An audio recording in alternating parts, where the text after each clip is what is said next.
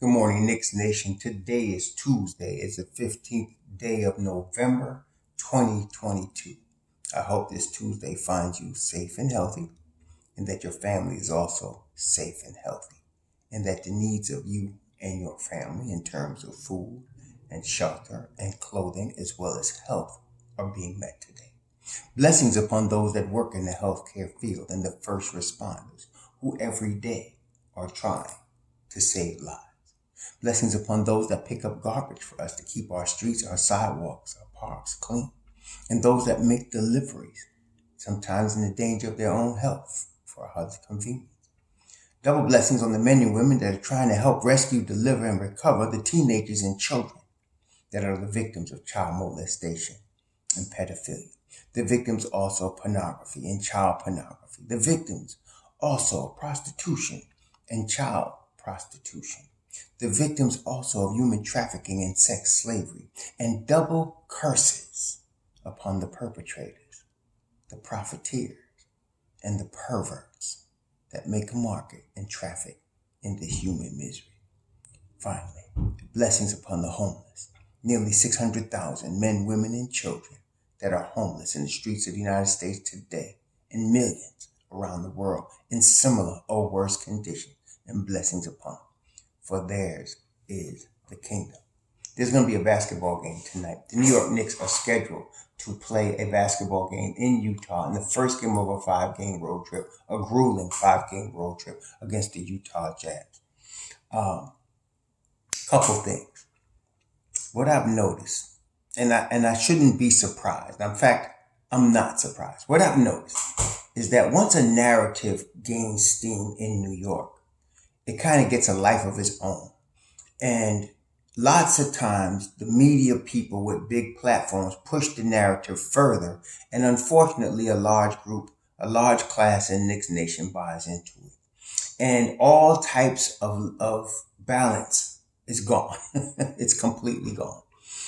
For example, I'm going to say this right here. I may be the only one or one of few, but I'm supporting Tom Thibodeau right now. I'm believing in Tom Thibodeau right now. I'm thinking Tom Thibodeau will turn this ship around right now. Not that it's that bad of a ship right now. They're 6-7. We 13 games into the season. The bottom has not fallen out of this situation. I don't know. People are acting like they expected the Knicks to be number one in the East this year. I don't know why that is, but that's what people are acting like. Or they're acting like Tom Thibodeau might have raped their sister or something. But I look at it like this. Tom Thibodeau has some faults. Every coach does. Name a coach that don't have faults. Okay? Then some of y'all want to judge him on how many chips he won. I'm not even talking to y'all because y'all being ridiculous. You ain't won chips either. But anyway, he's got some faults.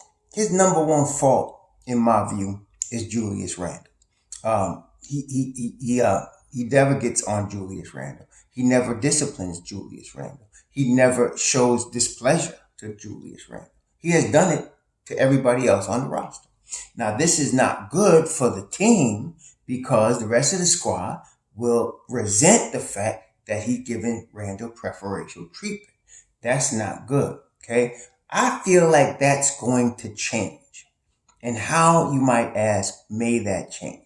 Well, there was something that went on in the last game, very subtle, and I catch these things, but it's a weird part of me, but I catch them. But I noticed, I mentioned to you all how Cam Reddish was on fire the last game there, Sunday. He was really, offensively, he was killing the Oklahoma City Thunder. They couldn't do nothing with him. And on a particular play, when the Knicks were trying to come back, he stole the ball. The ball went from Cam to Hartenstein. Cam starts running, breaking up the court because the Knicks are supposed to be trying to run. Hartenstein didn't see him and gave the ball to Julius Randle, who was right in front of him. Randle proceeds to slow everything down. When they had an opportunity, they had numbers. And Cam's body language, his shoulders just shrunk, and he kind of like, you could see he was disgusted by that. Rightfully so. At the same time, you see RJ Barrett basically did not play the second half. He played, he was on the bench for 21 minutes in the second half. And you could see on his face, he was also disgusted. These are both Dookies. These are both players that are playing their way to being or already are cornerstones for the Knicks going forward. They're both 23 or younger. And so that right there can be a problem for somebody on the Knicks. Could be Thibodeau, could be Julius Randle.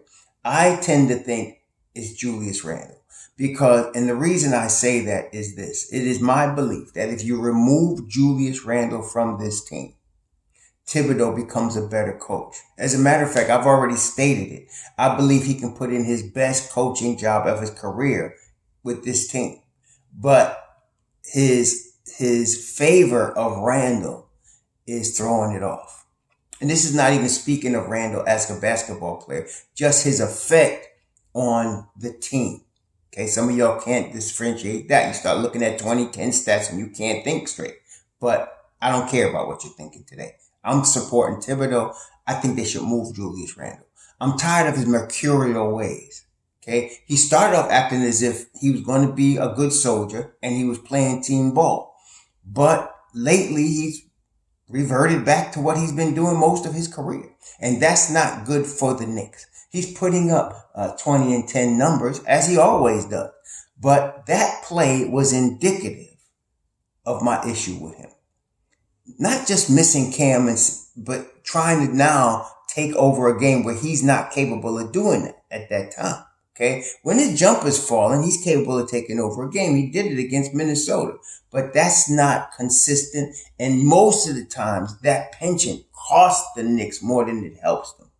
Okay, if he was to focus on rebounding, which is, I believe, why Tibs has him out there. Tibs has him on the floor in the fourth quarter because of his rebounding ability. And Tibs really favors rebounders, especially guys like who drop 20 and rebound for you. He favors that. So he will have Julius Randle out there because he can rebound the basketball. Here is where Leon Rose will help the Knicks and help Thibodeau. They started by moving Alec Burks, Nerlens Noel, and Kemba Walker. Moving them, take away, especially Burks, took away Thibodeau's penchant for leaning on Burks as his point guard. Now you got Jalen Brunson. Next, he's got to move Julius Randle. I don't know when it's going to happen. I'm not saying it's going to happen now. I'm hoping it happens by the trade deadline. But I heard Miami might be interested in him. Fine. Move him. I don't care if you got to attach a pick. Move him. I don't care if the Knicks are not even as good a team. Move him. I believe they will be, though, because everybody else will be in a camaraderie where they're all treated the same. Right now, they're not. Julius Randle gets preferential treatment, and he ain't a superstar. You see, Patrick Ewing used to get preferential treatment on the Knicks, but Patrick Ewing was a multiple-time All-Star. Patrick Ewing brought the Knicks to the finals. Patrick Ewing was a double-double machine and has won many games for the Knicks, and they played many playoff wars. Yes, they lost to the Bulls, but they was there. Julius Randle don't have no resume like that. Nothing even close to that. So when they treated, like when Van Gundy treated Ewing with all kind of preferential treatment, hey, nobody said anything because it was Patrick Ewing. He was a warrior. This ain't Julius Randle. Okay? He's not Patrick Ewing. He's just not. Okay? So this is not cool. And it's now affecting Barrett, and it's affecting it can be starting to affect Cam now. It's got to stop. Okay, so that's the problem, but I'm sticking with Thibodeau. I'm not blaming him. And the reason is, if you know Thibodeau's history, and some of y'all been spouting off about his Minnesota years without knowing his whole career. Anyway, if you look at his whole career from when he started with the Knicks to now, he has always really respected veterans, especially guys that have made a name for themselves in the league, like an all-NBA player, an all-star player. You have his trust and respect right away. He was on many Olympic teams as a coach, as an assistant coach, and he has coached superstar players, and he just has a real respect for them. In this case, an inordinate amount, that's too much for Julius Randle. So he's not going to change that. So I think they need to move. In fact, I know the Knicks need to move him. They need to move Julius Randle. The second reason is, the second weakness he has is, when he is trying to win a basketball game, and he sees a crew, a unit, and he says it all the time. When he sees a unit out there that he feels can roll, he'll run with them, even if it means sitting in R.J. Barrett, even if it means playing a Fournier when he shouldn't have. Now, he shouldn't have did that. He should have played R.J. Barrett. But I understand he brought a rationale for it. Not that anybody agreed with it, but he brought a rationale for it. So in other words, he makes mistakes. But I'm looking at Obi Toppin's growth since he's come into the league. There's no way he would have been the defender he is right now without Tom Thibodeau. I'm looking at Cam Reddish, who was struggling to stay healthy, who was not as complete a player as we're seeing right now since he came to New York and he spent the summer working with Thibodeau. I'm looking at Mitchell Robinson and his growth. I'm looking at guys like Jericho Sims. I'm looking at guys like Emmanuel Quickly. None of these guys would be able to develop the way they're developing and put in the work the way they put it in if there wasn't a disciplinarian like Tom Thibodeau here. See, so I understand, and Quentin Grimes, not to mention Quentin Grimes. So I'm fully aware of his shortcomings, and I'm not going to highlight them like some of y'all do. Some of y'all would see. Look, since I think what was it, the last 7 coaches somebody put up, it's been like we've had 7 coaches since like 2014, something like that, some ridiculous thing, and y'all will keep chasing them out of here because of some flaw they have. Some of y'all ridiculous, man. And either get a pair of these or go see a shrink or something. Because some of y'all got problems, man. But no coach is perfect. And especially under the lights of Madison Square Garden, the hardest place to coach basketball in the world. Some of y'all sick. But no, I'm sticking with this man. And I think he could bring the discipline. He could bring the defense. He just needs to get Julius Randle needs to be out of his life. To me, that's a big one right there. He needs Julius Randle out of his life. I know he won't believe that, but I'm saying that. Then he needs Mitchell Robinson back. Now, I looked at the injury report today. They ruled him out for Sunday, obviously. We knew that, but he's listed as day-to-day, which means I believe on this road trip, he'll make his return to the lineup. That's going to be big. And the reason it's going to be big is not that I'm telling y'all Mitch Rob is a savior. It's the combination of Mitchell Robinson, what he does, and the growth of Cam Reddish. You see, Mitchell Robinson and Cam Reddish really haven't spent a lot of time on the floor together. And now that you got Cam getting acclimated to the starting unit with RJ and Mitch Rob, I think we're going to have something pretty good here. And not only that, I want Quentin Grimes to return healthy. Some of y'all keep asking what's up with Grimes. Read the papers. Do something. Quentin Grimes hurt.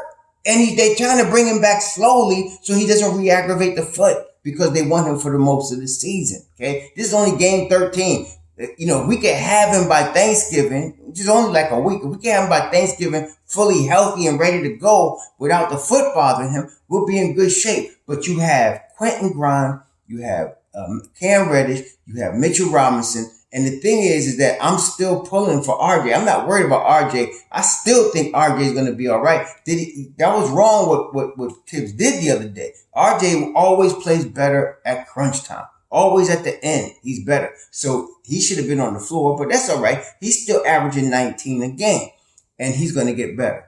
So you put him and Cam together, it's good. But the thing is, Julius and RJ have not fit. This has been 3 years of them now, right?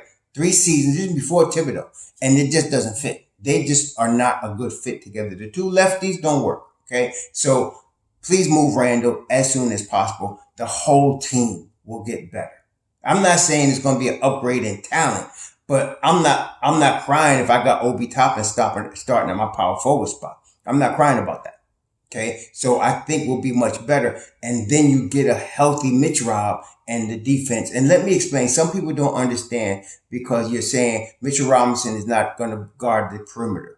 Let me explain basic defense to you right now. Okay, some of y'all get it, but there's some of y'all that don't. So let me just explain that. I'm just, trying to be nice here. So look, Mitchell Robinson, a guy like him, because of the fact that he covers ground quickly and with length, right? So from under the basket, you can draw like a triangle that goes to the foul line.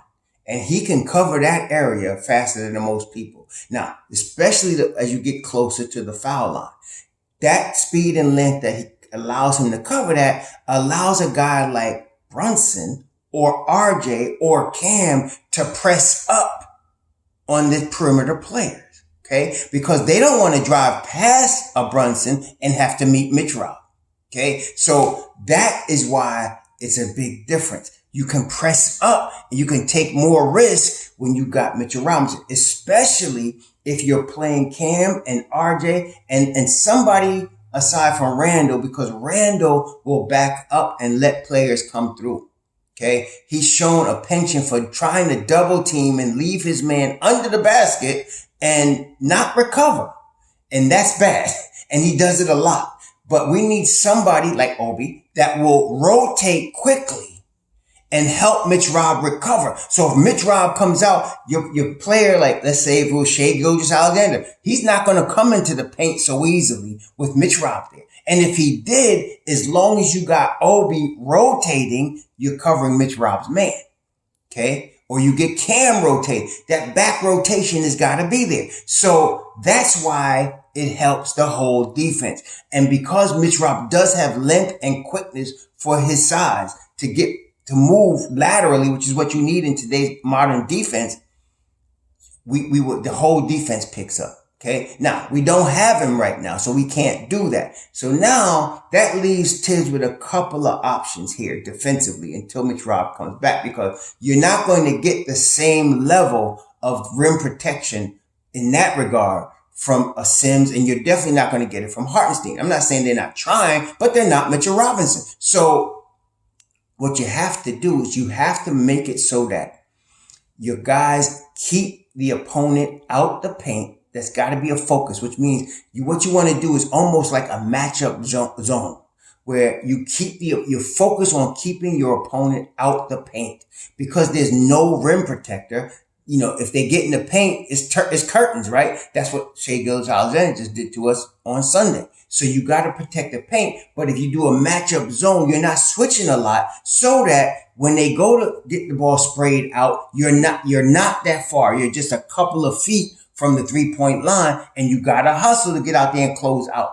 And then if the guy gets by you, you got to hustle to get back. So you have to really hustle some more, and you got to protect the paint some more. You're not going to have a rim protector to make up for your mistakes. See? So he's got to make that adjustment. Now, tonight against Utah, I'm feeling pretty good. I don't know why. It doesn't make sense for me to feel good about Utah. I'm going to be honest with you. Because look here, Utah has, let's see, look at this now. They got Kelly Olynyk, 50% from three. They got Vanderbilt, 44% from three. Malik Beasley, 42% from three on 7 attempts a game. 8 attempts a game for Jordan Clarkson, and he's 39% from three. Even Colin Sexton is 38% from three on 3 attempts a game. So Marketing is 34 on 6 attempts, and he's their top gun. He scores like 22 a game. So they got a whole nightmare of 3-point shooters. Okay, they really do. But I don't know why. I'm feeling strangely confident about the Knicks coming into Utah. I really am. I don't know why it is. I can't explain it to you, but I'm feeling like we can do good against them. I'm feeling like even Julius Randle, like somebody could go off today.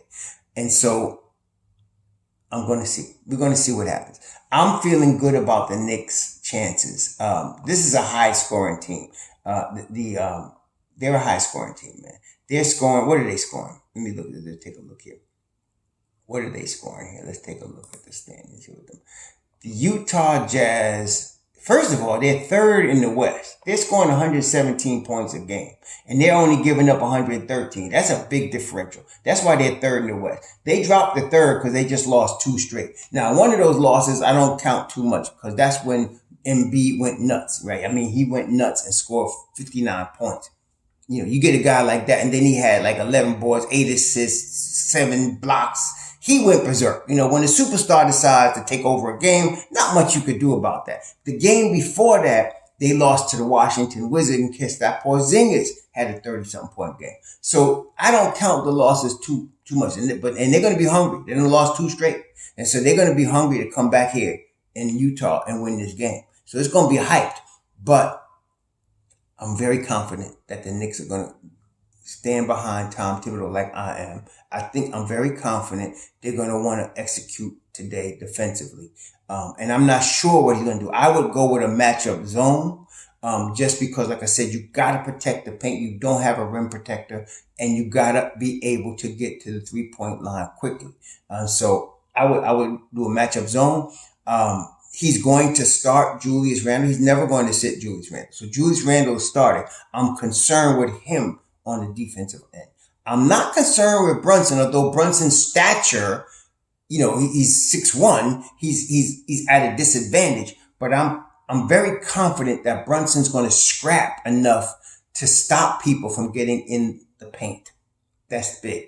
People are going to be able to shoot over him. Okay, that's going to happen. But let them shoot over him. I'd rather that than them getting in the paint. Okay, and to me, I'm very confident in Jalen Brunson. To me, I just respect his immense basketball IQ. And so he knows. They asked him after the game the other day, what do you think about being benched? And he said, I would have benched me because of how I played defensively. He said that.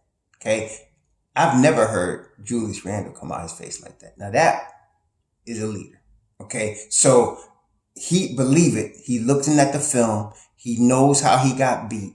And and if you got to choose your poison, I'd rather have players shoot over Jalen Brunson rather than get in the paint and create havoc that way. So I think I'm expecting him to be scrappy and tough and not to allow people in the paint. I'm expecting RJ Barrett to have a bounce back game. He usually does after games like this.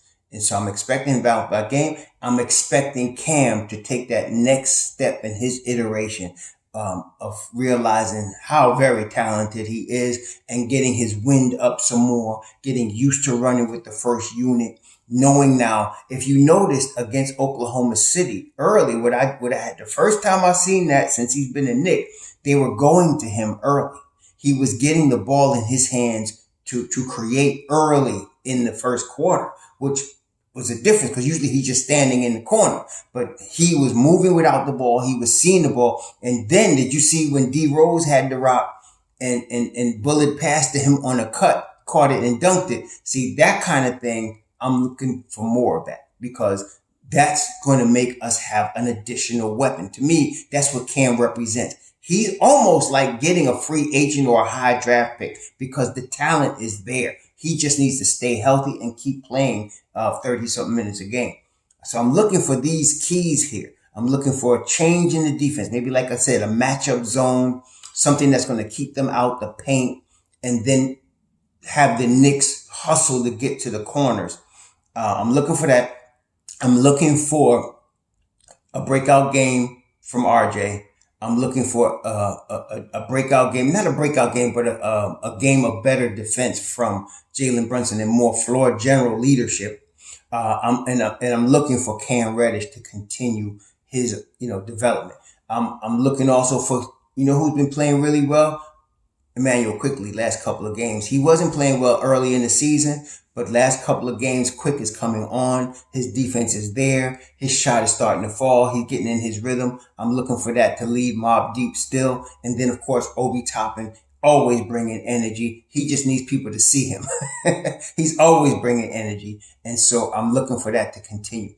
I'm not sure if he's going to start Hartenstein or he's going to start Sims. It almost doesn't matter. Both of those guys are going to play a lot today. I'm also against Utah. I'm also looking for the combination of Randle and Obi Toppin to be on the floor together as well. In the last game, let me just see here. Utah, I'm just trying to see who does Utah, now that they move Gobert, they actually don't start a center. They have Olynyk, who's 7 feet, Markkanen, who's 7 feet, and Vanderbilt, who's like 6'10", and they're all like really forwards, even though you got a couple of 7-footers. None of those guys are rim protectors, right? So, but they're big. So they start big kids. They got this Kessler kid who's young, and Azubuike, who don't play. So you got Kessler. They really don't have a lot of rim protection themselves. I like this matchup. I like the matchup for the Knicks. I'm really confident they're going to play good today. So hopefully they will. Like I said, I got Tibs back. To me, they got to move Randle. I'm not worried about Fournier because Tibs already took him out, out of the starting lineup. And as I said, once Grimes is healthy, you won't see Fournier play. Period. He's not going to play. Okay, it's time for them to move him. He's already out the picture. I'm not worried about him. It's Randle that's holding us up right now.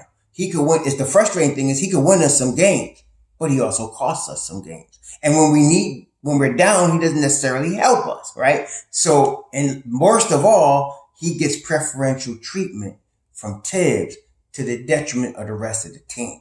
That's the worst thing. Okay, so you got to take this crutch out of Tibbs's toolbox and let him focus on what else he got. Okay, so I don't know if a deal is going to get done with Miami. I hope it does, because that would be good for the Knicks. Addition by subtraction. I'm not even sure who we would get. The money's got to work, because Randall's about 28 million, something like that. I'm wondering how this would work. They're not trading a value of Jimmy Butler, obviously. Let's see, who would they be trading here? Who would Miami be giving up? We don't need Kyle Lowry. I don't think they're trading Duncan Robinson $17 million. I don't know what they're going to do. What they're going to send us, Victor Oladipo? I don't know. I don't know what they're going to do. But they do need a power forward. They do. They need a power forward. They can use a rugged rebounder, right? So I can understand why they might be interested in the Julius Randle. And I think every player in the NBA, I mean, I can't guess exactly why. I think it has something to do with where it is, but every player in the NBA likes South Beach. They all like South Beach. And so Julius wouldn't be complaining about going to Miami, if that's where he was going. So we'll see what happens. But I'm feeling good about tonight. I like the chances. I'm sticking with Tom Thibodeau. Forget y'all. Y'all go flop yourselves. I'm sticking with Tom Thibodeau on this. They remove Julius Randle from his toolbox. He'll become a really, really good defensive, rugged coach. Somebody's going to ask me, well, can you win us a chip? I'm not looking for that right now. I'm looking for more development from our youth. Maybe you go get another guy when it's time to go to that next level. But for right now, we got what we need. And we just need him to be at his best. And his best means a subtraction of Julius Randle. Okay, so we'll see how this works out. But I'm feeling good tonight. I think the Knicks are going to bounce back and give us a good fight today. Let's see how this works. Y'all have a good Tuesday. We'll talk about it tomorrow. Shalom.